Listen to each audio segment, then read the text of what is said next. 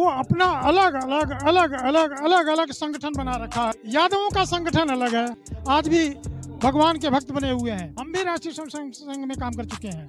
जितने भी संघ में ओबीसी के लोग हैं सबको छोड़ देना चाहिए। और इस चीज को ब्राह्मण भी नहीं समझ पा रहा। ब्राह्मण सब उनकी सिक्योरिटी में लगे हुए हैं गवर्नमेंट की।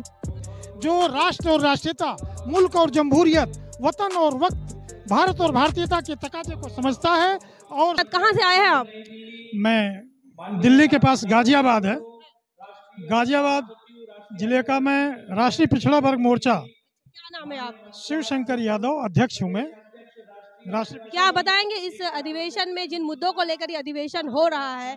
पिछड़ा वर्ग जो है वो दिक्कतों में जा रहा है। रिजर्वेशन जो है ब्राह्मणों को मिल रहा है, ईडब्ल्यूएस के नाम पर सवर्ण रिजर्वेशन मिल रहा है, ओबीसी का मुद्दा नहीं छेड़ा जा रहा है। बहुत अच्छा प्रश्न है आपका, और इस प्रश्न का उत्तर मेरे से आप इस प्रकार से लीजिए कि सबसे पहली बात तो ये है कि हमारा जो पिछड़ा वर्ग है वो इतनी जातियों में विभक्त है, और विभक्त होकर वो अपना अलग अलग अलग अलग अलग अलग संगठन बना रखा है।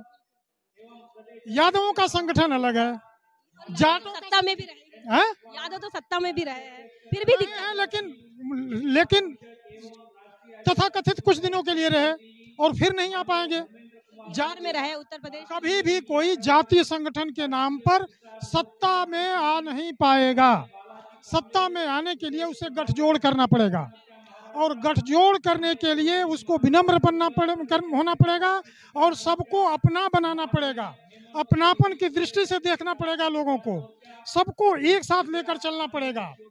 हमारे देखिए, जातीय संगठनों में पालों का संगठन अलग है, गड़रियों कुर्मियों का संगठन अलग है, जाटों का संगठन अलग है, गुजरों का संगठन अलग है। इस तरह से जितने भी जातीय संगठन हैं ये सब हमारी राष्ट्रीय एकता के मार्ग में रोड़े हैं। इसके लिए जरूरी है कि हम मूल निवासी के आधार पर, राष्ट्र और राष्ट्रीयता के आधार पर, भारत और भारतीयता के आधार पर, वक्त और के तकाजे के आधार पर, राष्ट्र क्या मांग रहा है, इस आधार पर जब हम एक होंगे तब सत्ता सही ढंग से हमको मिलेगी। एक बात। दूसरी बात यह है कि जिन लोगों के हाथ में सत्ता है वो सत्ता हम ही लोगों के देने से मिली है, इसलिए कि हम भटक गए हैं अपने मार्ग से। सभी ओबीसी के लोग जो हैं या जितने भी मूल निवासी समुदाय के हैं, बहुजन हैं, वो सारे लोग अपनी अपनी जातियों का संगठन बना रहे हैं और हर जातियों का अपना अपना नेता लेके चल रहे हैं। अभी तो तमाम जो ओबीसी समाज है, यादव के साथ भी, यादव को भी अगर ले लिया जाए तो सब लोग खुश है। रामराज चल रहा है, खुश है सब लोग। नहीं खुश हैं, अब नहीं खुश हैं लोग। और जो लोग खुश हैं वे लोग, उनको हम क्या संज्ञा दें, अब क्या बताएं, ये तो उन्हीं लोगों से पूछा जाएगा। वो भक्त बने हुए हैं, आज भी भगवान के भक्त बने हुए हैं। भगवान का हम विरोध करने के लिए नहीं कह रहे हैं, लेकिन भगवान को इस तरह से मत मानो कि तुमको जूते खाने पड़े। लेकिन मोदी जी को भी तो भगवान की तरह देखते हैं, अवतार पुरुष माना जाता है उनको। ये अनावश्यक लोग हैं, और जो लोग नहीं समझ पाते हैं कूटनीति को, सवर्णों की कूटनीति को जो नहीं समझ पाते हैं वे लोग उन्हें भगवान कहते हैं। और मोदी जी राष्ट्रीय स्वयंसेवक संघ से जिस साल उन्होंने वहां से ओटीसी किया था, उसी सत्र में, उसी साल हमने भी ओटीसी किया था, लेकिन दूसरी जगह से किया था। हम भी राष्ट्रीय स्वयंसेवक संघ में काम कर चुके हैं, लेकिन वहाँ की जब हमने देखा है 19 में सत्ता पाने के बाद इन्होंने जो जिस तरह से बहुजनों पर अत्याचार ढाना शुरू किया है, वह देख करके मतलब आत्मा तिलमिला उठी, और इस वजह से तिलांजलि देनी पड़ी। और हम तो ये कहते हैं कि जितने भी संघ में ओबीसी के लोग हैं सबको छोड़ देना चाहिए और बहुजन आ जाना चाहिए। कैसा अनुभव रहा आपका यहाँ का? नहीं, आरएसएस में जब आप जुड़े थे? में हमारा पहले अनुभव ये था, रज्जू भैया जब वो कभी सरसंघ चालक हुआ करते थे, राजेंद्र सिंह अलीगढ़ के रहने वाले थे, और उस समय हम अध्यापक हुआ करते थे गोरखपुर में। हमारी उनकी मुलाकात हुई थी। उन्होंने कहा था, जिन जिन बातों को उन्होंने कहा था कि जिस दिन हमारी सत्ता आएगी, चपरासी का, झाड़ूकस का और प्रधानमंत्री का, सबका बेटा एक साथ एक साथ एक पंक्ति में बैठ के खाना खाएगा और पढ़ाई करेगा, और वो बोर्डिंग हाउस में रहेगा, और सभी किसानों को उचित संसाधन दिए जाएंगे, और 1 इंच भी भूमि हमारी असंचित नहीं रहेगी। हाँ, एक बात उन्होंने कहा था, जो लोग अनावश्यक ढंग से पेंशन ले रहे हैं उसकी समीक्षा होगी, और भी बहुत सारी बातें उन्होंने बताई थी।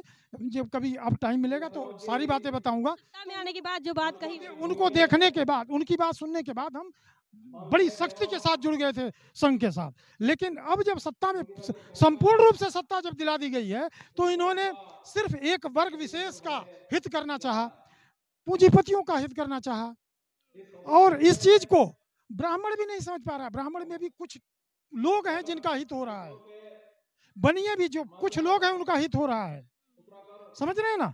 और क्षत्रियों में तो बिल्कुल, क्षत्रिय तो उनका एक तरह से समझ लो कि सिक्योरिटी गार्ड बन के रह गया है, और 2-1 लोगों को कुर्सी दे दी गई है, राजनाथ सिंह को और योगी जी को वगैरह वगैरह लोगों को, बाकी वो सब उनकी सिक्योरिटी में लगे हुए हैं गवर्नमेंट की।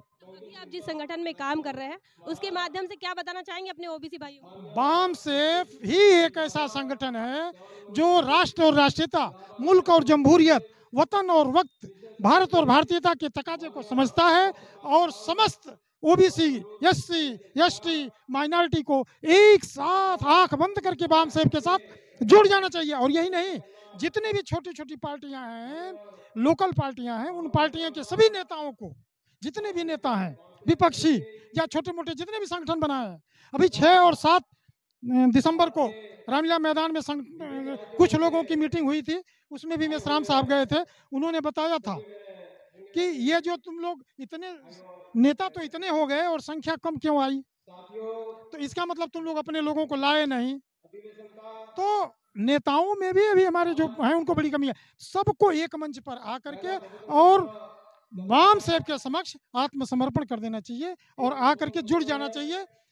इस तरह से हम बहुजनों का सबसे बड़ा हित होगा। यहाँ तक मैं कहूँगा अखिलेश, मायावती, तेजस्वी, नीतीश, स्टालिन और जितने भी हैं सारे मुख्यमंत्रियों को एक साथ आकर के सारे बहुजनों को एक साथ मिल जाने। हम तो ये कहेंगे कि बामन, बनिया और ठाकुर भी जो है ना सवर्ण, उनके भी जो ईवीएस के नाम पर भीख मांगते फिर रहे हैं कि नहीं हमें भी आरक्षण चाहिए, हमें भी आरक्षण। अरे हम तो कह रहे हैं आरक्षण किसी को मत दो, नहीं चाहिए आरक्षण, हमें आरक्षण नहीं चाहिए, हमें संसाधन में हिस्सा चाहिए, दे दो।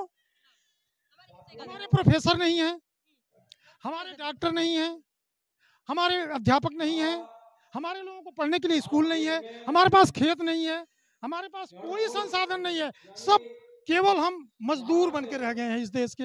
जबकि हम ये चाहेंगे कि कतरे कतरे पर, इंच इंच पर देश के सभी नागरिकों का समान अधिकार होना चाहिए, जैसा कि बामन मेश्राम साहब इस तरह की बात करते हैं। क्या नाम है आप? शिवशंकर यादव, हरिओम कहते हैं मुझे, गाजियाबाद में रहता हूँ। गाजियाबाद के रहने वाले हैं और हरिशंकर यादव इनका नाम है।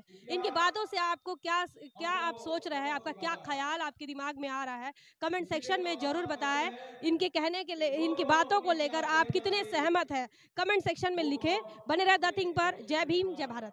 बहुजन विचारधारा को घर घर तक पहुंचाने के लिए हमारे YouTube चैनल को सब्सक्राइब करें, लाइक करें, कमेंट करें, शेयर करें और बेल आइकन की घंटी दबाना ना भूलें।